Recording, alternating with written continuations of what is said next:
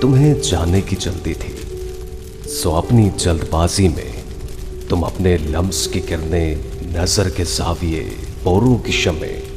मेरे सीने में भड़कता छोड़ आए हो।